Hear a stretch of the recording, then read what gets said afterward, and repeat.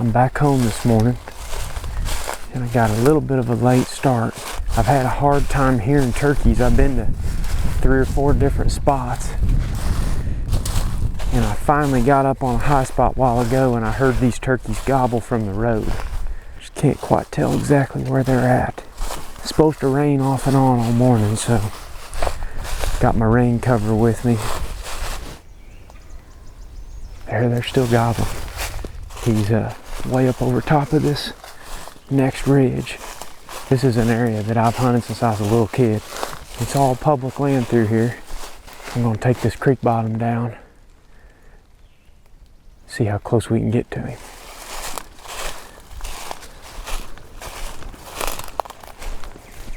He's over top of this ridge right here. I gotta try to find a way up that bluff.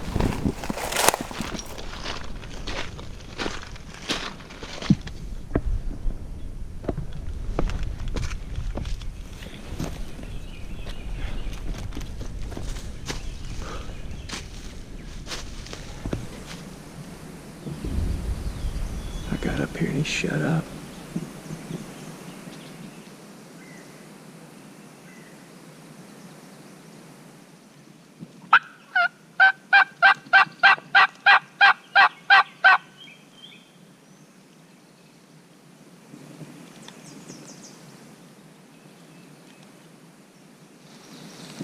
It's went to raining on me a little bit now, but I'm back here on the ridge that bird was gobbling on.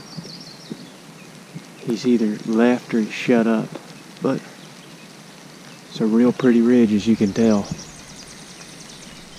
This heavy air, humid air today is making it tough to hear. The sound just doesn't travel near as far on days like today.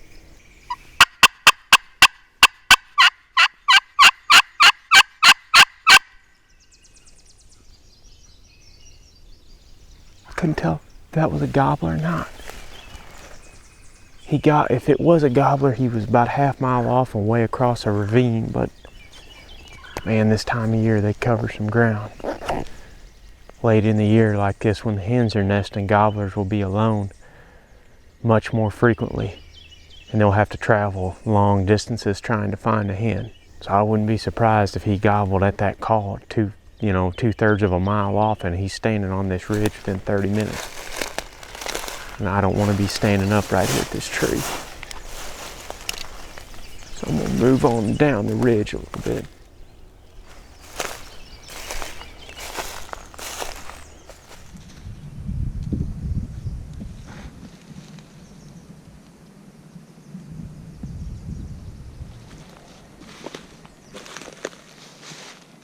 Turkey scratching on this ridge.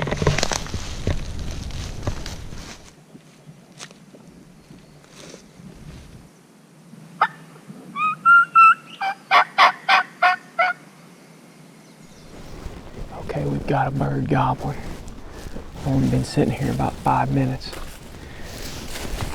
And I was just sitting there about to doze off. And he gobbled down in there about 300-400 yards away. But it's wide open. I think we're just gonna have to make this setup work. I don't think we're gonna be able to get much closer. However, I am gonna switch my tree real quick.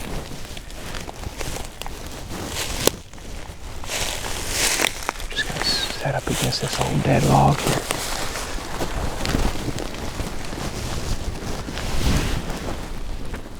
Get my drape in here. Try to get covered up real good.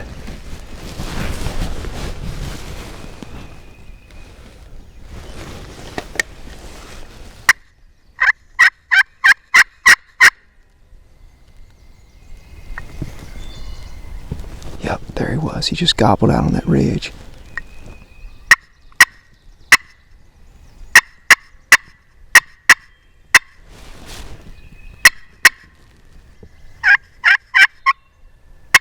He's gobbling.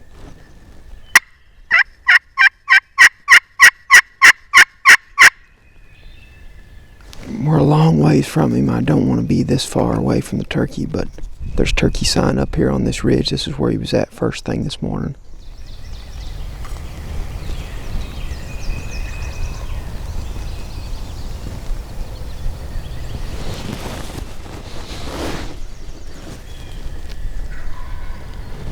He's coming quick.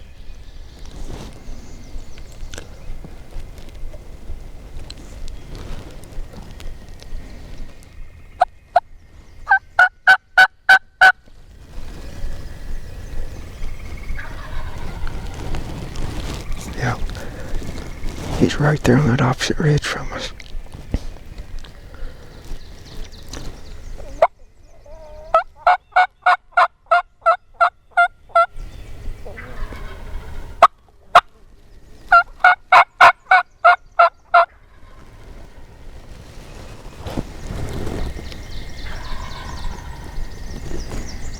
Can't see him through that stuff over there, but he's not very far.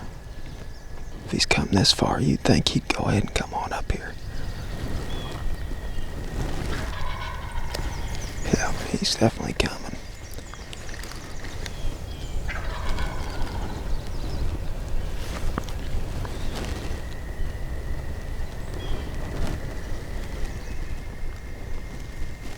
I know he's coming. I can hear him drumming now.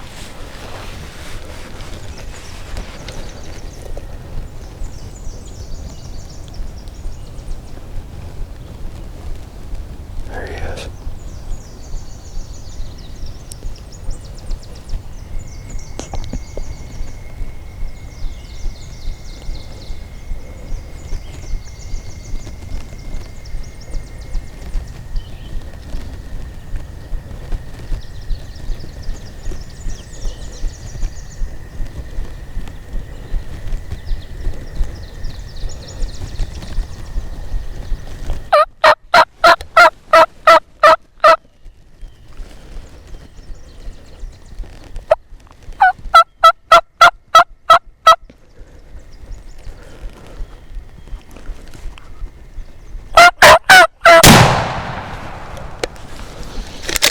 Holy cow.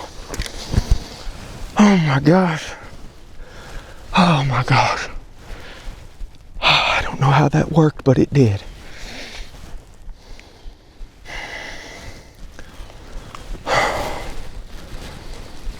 Holy cow. Hang on just a second. I'm about to have a heart attack. Sorry, this camera's a little crooked. And he's flopping. He came straight at the call. Instead of cupping around the high side of the ridge, he came down through the low spot and popped up right here. I just looked and he was strutting right there at 25 yards.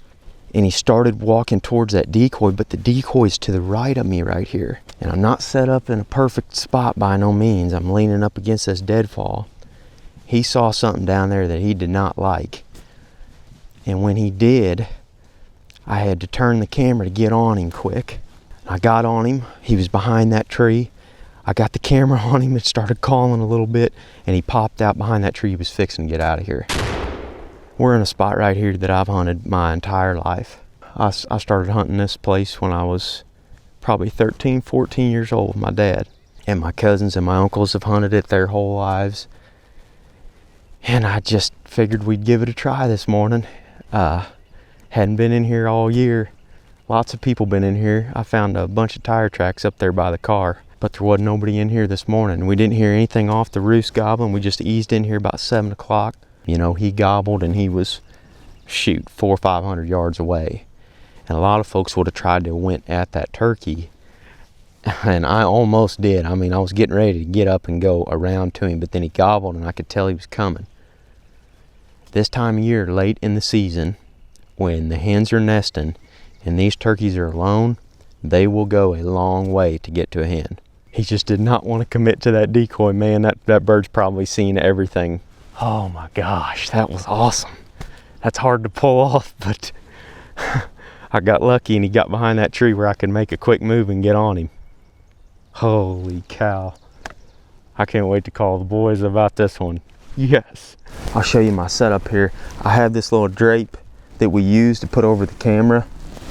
And since I didn't have a ton to hide against here, it's all wide open woods, and I really would have preferred to have a great big tree to sit up against, but they're all about this size, these oaks.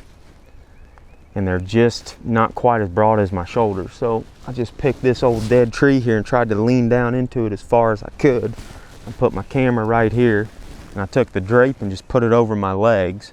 Made it work. That's the old tripod right there that I started filming turkey hunts with about 16, 17 years ago. What a fun week back home it's been. That's hard to beat right there. I got a little shiner, I think, too. I didn't have that gun real tight to my shoulder because I had to move around so much, so I think I got a little bit of a shiner right there on my cheek. I can see him laying there. Oh yeah, he's definitely saw that decoy. Look at the scratching in here. Here he is. Beautiful turkey. Hit him right at the base of the neck, looks like. Oh, Winchester double X's is where he ended up at, but I'll show you what he did. Actually, he walked right through here. He's coming up to the spine of the ridge to see if he can spot that hen that's calling. And when he got right up to here, he come right up through there, hopped that ditch down there. He didn't come around the flat spot. And look at all these scratchings in here too. I'll point this out. This is what I found, and the reason why I decided to set up here. You can see my decoy. It's right up there. He started heading towards the decoy, but he wasn't going right at it, you know. He was kind of cupping around it. And he cleared this tree. Right through here is where I had to shoot him. Right in this little gap. And it's probably about a 25-yard shot, I'd say. But I mean, 2 or 3 more steps and he'd have been out of view. I wouldn't have been able to kill the turkey. He got to right here, and I don't know if he saw that tripod back there or what, but the jig was up at that point. He wasn't coming no closer. Man, I'm excited about that. I better go ahead and get my permit notched. Adult gobbler, public, longer than 6, longer than 1. He's legal. I'll get this bird propped up for y'all. That's a beautiful Missouri gobbler right there. I'm pretty proud of this one. Like I said before, this is the area that I grew up hunting public land on. Me and my family used to live not 2 miles from here, and I'd ride my bike over to this old church and listen back here on this public land and tromp around these ridges. I've hunted all over this timber in years past, but it's been a long time since I came back here and hunted. This is the time of year that I love hunting the most. It always seems like right around the 1st of May things kick in, and the spring was a little bit late this year, so I figured it'd have them push back somewhat, but these turkeys are finally losing the hens and gobbling and coming to the call. This bird did exactly that, and I think I would have probably spooked this turkey if I would have went after him when I first heard him. When he first gobbled at that slate call, he was way over there on that far ridge. But eventually I could hear him gobbling more often, and it was getting louder, so I knew that he was getting a little bit closer. And if I'd been up moving around this turkey, it's very possible that he would have picked me off. And he went quiet for about an hour, but while he was quiet, I was just easing down this ridge, listening closely, and that can't be overstated. You've got to use your ears. You got to listen for these turkeys, and it's hard to do that when you're constantly moving all the time.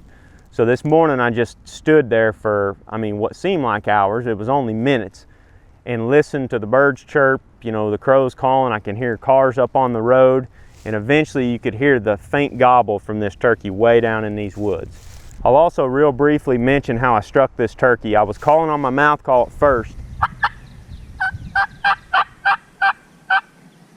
and I was waiting to call in between these wind gusts because it's blowing 10-15 miles an hour today, and I felt like that mouth call just wasn't quite reaching out there far enough. You know, I couldn't hear it echoing down through these woods. I don't know if that's because there's some vegetation on now. It's also a humid day, which definitely kills the sound. So I whipped out that Woodhaven Cherry Classic slate, and I called on it about as loud as I could, and I could just barely hear him gobble down in there. And eventually started getting louder and louder, and I got on him even more aggressively. But once he got onto this far ridge, this one right here, and he was only about 100 yards, I turned my head and I called back over the hill much softer than I had been.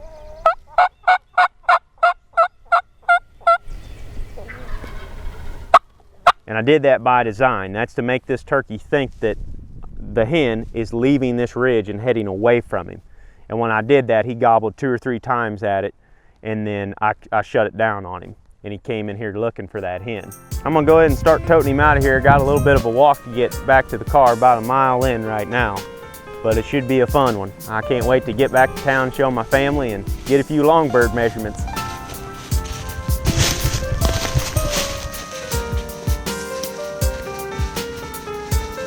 Can we never find anywhere to hunt that's flat? I mean, geez.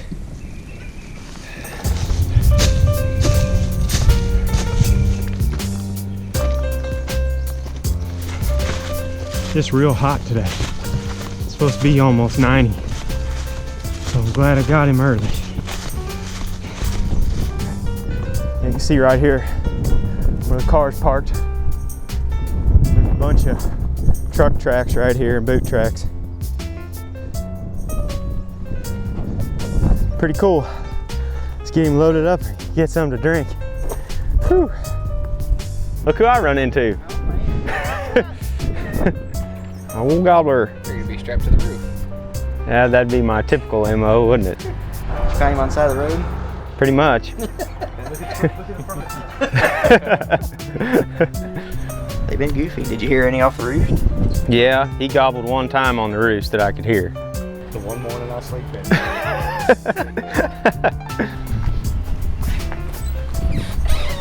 You might have to bend down and give me a hand here. I got the snood for you. Right there. Ready? Hold that tight now. Oh, he's a long one. You got it? Yep, grab the snood. 49 incher. Yeah, one of the long, Jake killed a 50-inch Eastern. Oh, yeah. Yep. Well, that's it. Measured the bird. He's long. Time to take a nap for you. Yeah, time to take a nap. That's it for this video. Thanks for joining us. We'll see you next time.